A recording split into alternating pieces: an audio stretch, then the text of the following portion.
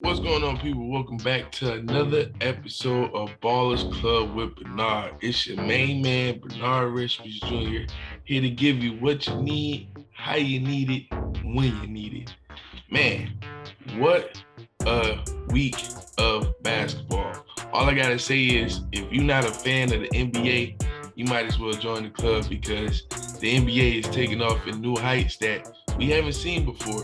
I mean, we had injury-riddled teams come back and win an important Game 6 like the Miami Heat. We also had the Golden State Warriors clinch in their berth into the NBA Finals. I mean, it can't get no better than this. Welcome back to Ballers Club with Bernard.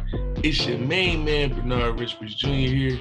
I know I said it once before, but I gotta let you know again who exactly you're talking to because I kind of be predicting these things, you know. I said that Golden State was going to win in 5, but you know what? Hey, enough about me saying what I said. Why don't y'all look at some of the highlights that's going on in this clip?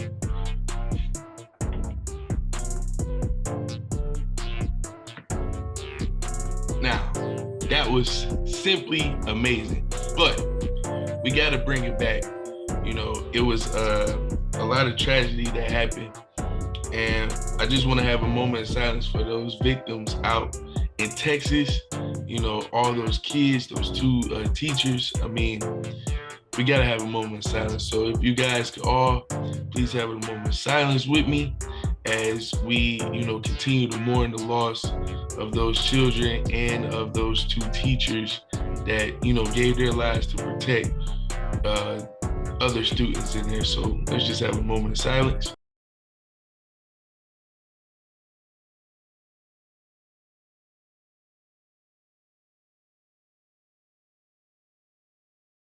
All right. Prayers up to all of those families down there in Texas. We definitely praying with you here at Ballers Club with Bernard. We just definitely, you know, it's real sad that happened. So definitely praying for everybody down there and wishing everybody, you know, God's grace. Now, I gotta get back to the spicy stuff that y'all want to talk about, and that is the possible NBA Finals between Golden State or Miami or Golden State and Boston. Now, I personally feel or have felt that Boston was going to clinch their berth into the NBA Finals, you know, especially after last night's game. But Jimmy Butler came in and said, oh, no. That's not happening on my watch. And I mean, the man put on the show. 47 points, 9 rebounds, 8 assists, 4 steals. I mean, that to me is clutch all within itself.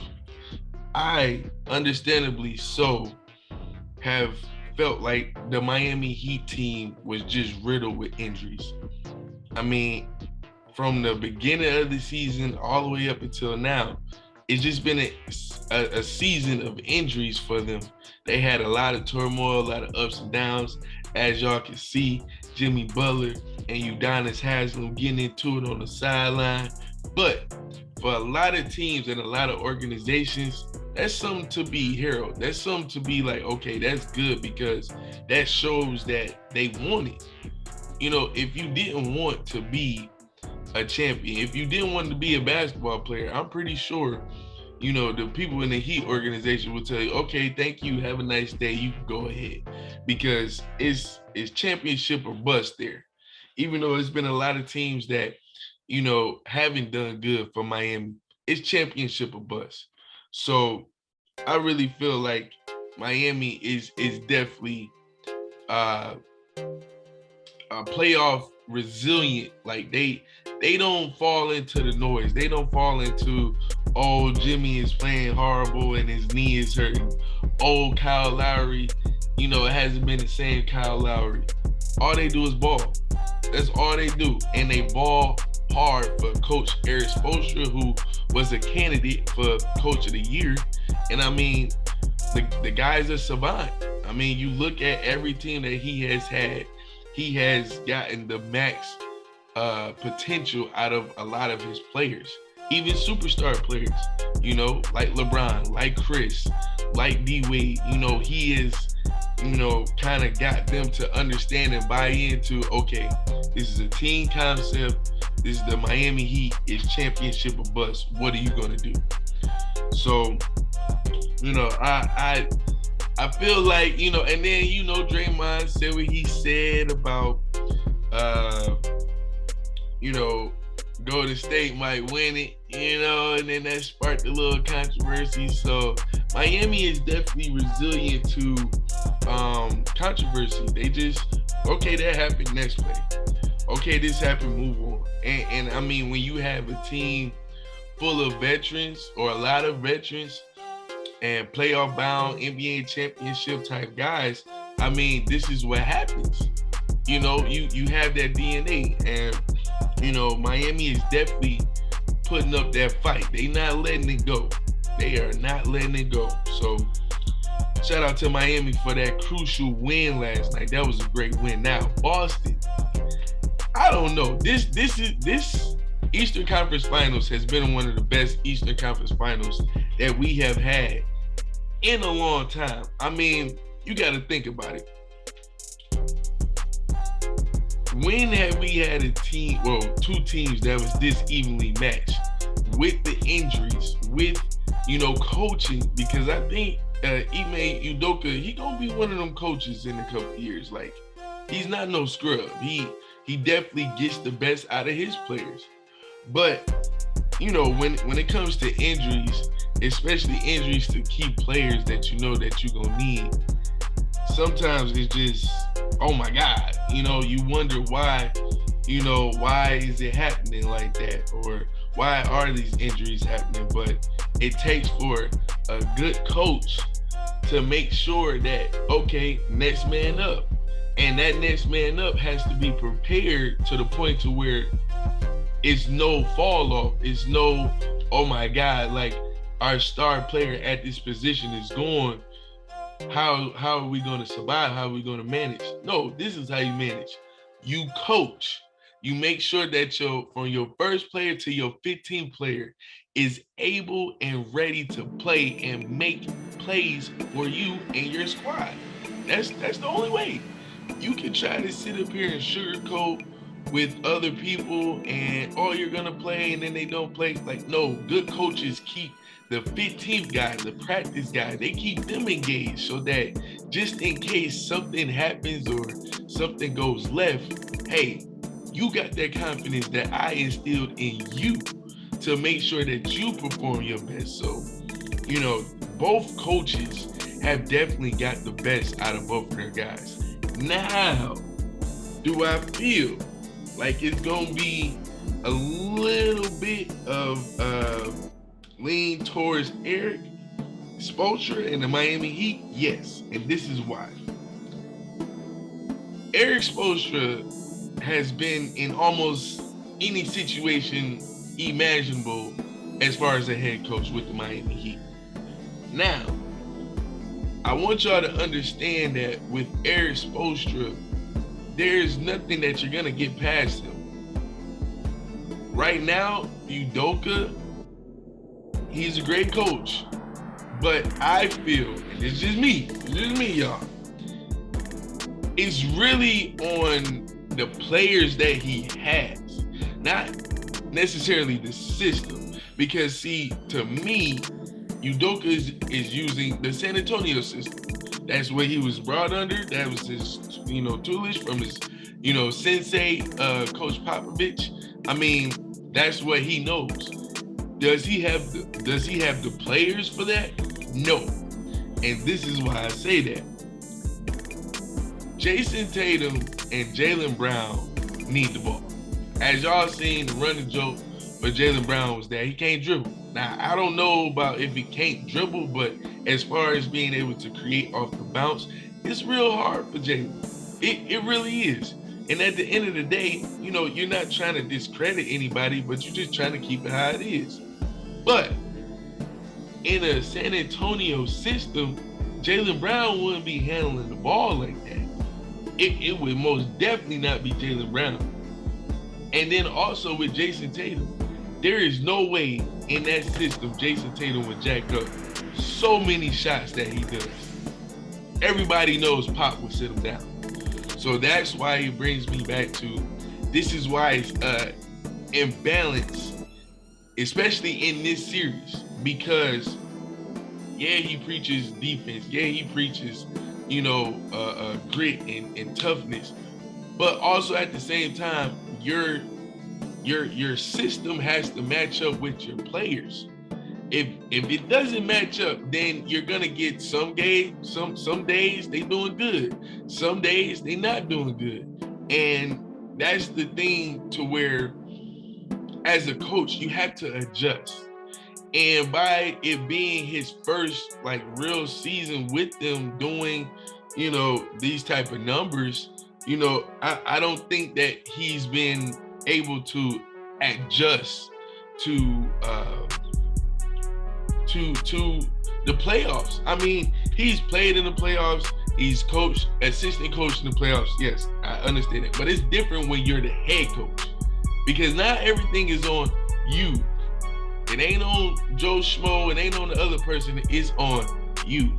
So at the end of the day, I feel like Erik Spoelstra and the Miami Heat have a little bit of an edge because they got that championship DNA over there. As we're Boston, the only one who has, done anything as far as winning a championship. I don't know. I mean, Ime Udoka, that's about it. I don't think Al Horford won a championship. I have to fact check that, but I don't think Al Horford won a championship. So we're definitely gonna have to see, how that goes, because I feel like, because of not having that championship DNA, it's hard for teams to tap into, especially if you've never been there before. So Miami, y'all got a crucial game coming up, and Golden State just chilling right now. Golden State chilling, living life, they feeling good, you know what I'm saying? And understandably so. They beat a good Dallas Mavericks team.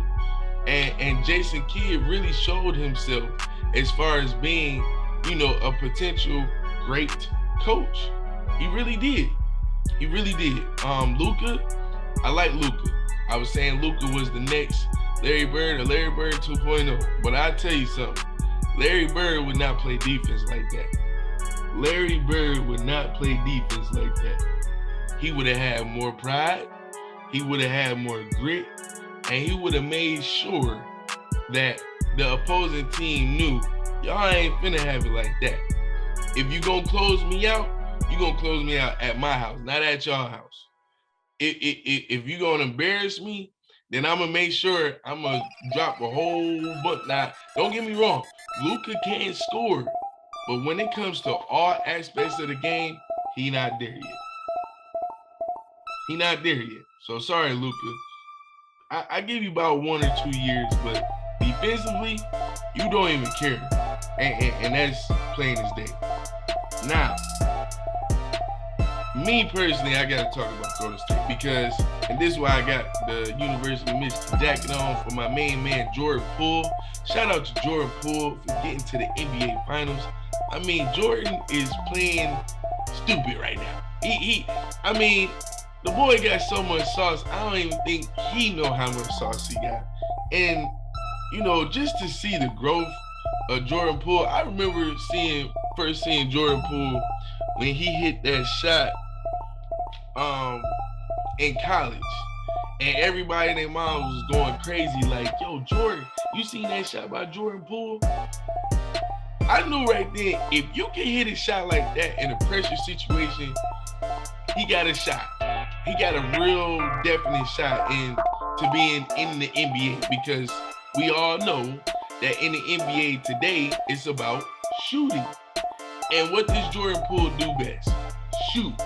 So at the end of the day, Jordan Poole is just showing out right now, and he's showing what Michigan basketball is about. He's showing that you can have, good talent come to the University of Michigan and actually do something great, actually be something great. Look at the people that's came: Jalen Rose, Jamal Crawford, Chris Webber.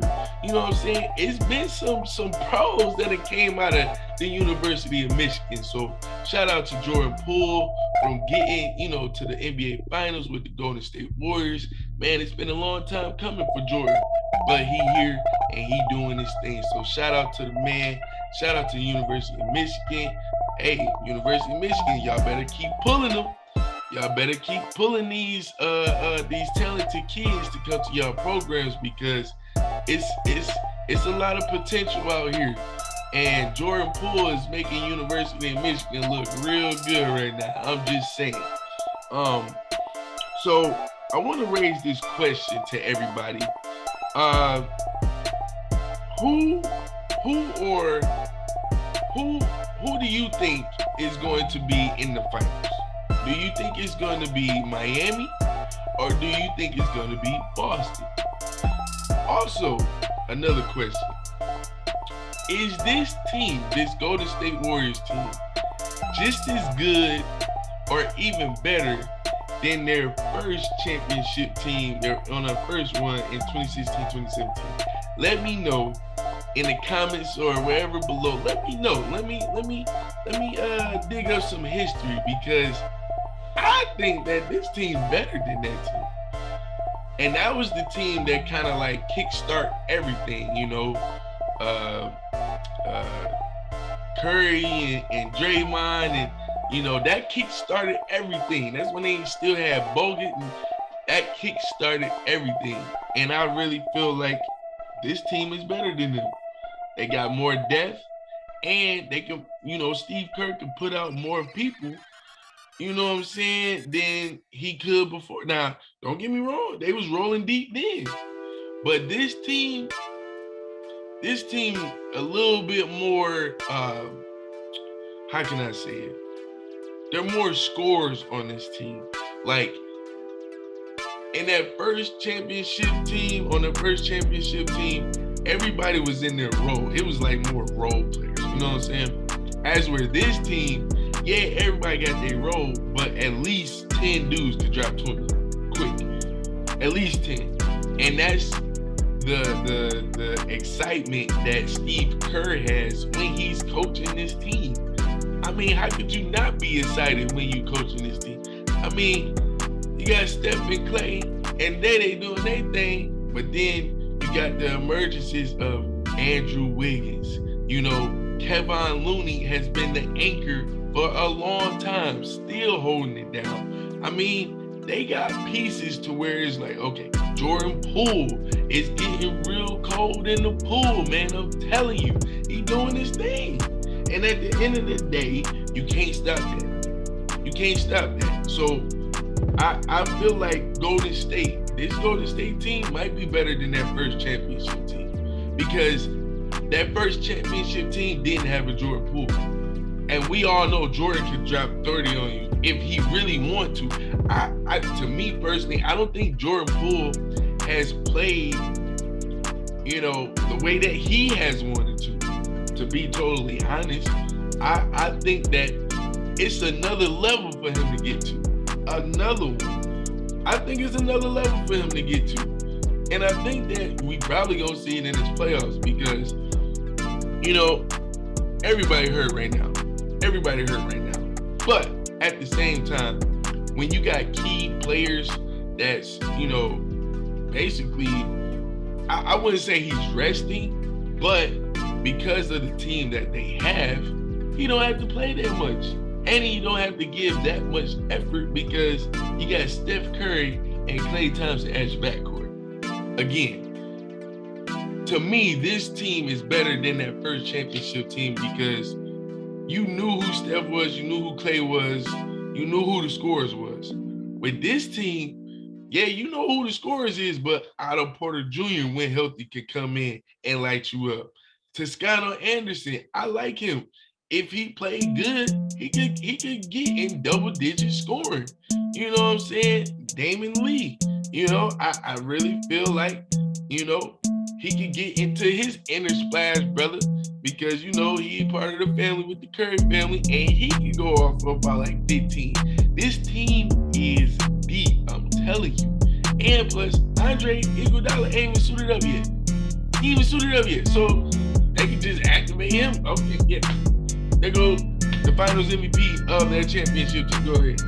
You know what I'm saying? So it's gonna be it's gonna be some really good to see, and I feel like this Golden State team hasn't even tapped into what they could really do, because we have yet to see all three.